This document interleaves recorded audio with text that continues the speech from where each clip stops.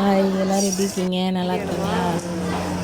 ரொம்ப நாள் ஆச்சுங்க என்னால் வீடியோ போட முடியலன்னா என்னோடய ஃபோனில் வந்து ஸ்டோரேஜ் ஃபுல்லாகிடுச்சு. என்னால் ஒன்றும் பண்ண முடியல.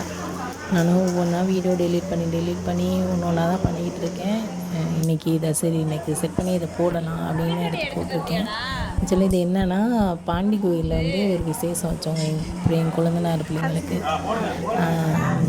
காது குத்தணும். அது என்னென்னா 4 மணிக்கெலாம் போயிட்டோம். 4 மணிக்கெலாம் போயிட்டு பொங்கல் இதை தான் ஃபஸ்ட்டு வேலையாக பண்ணோம்.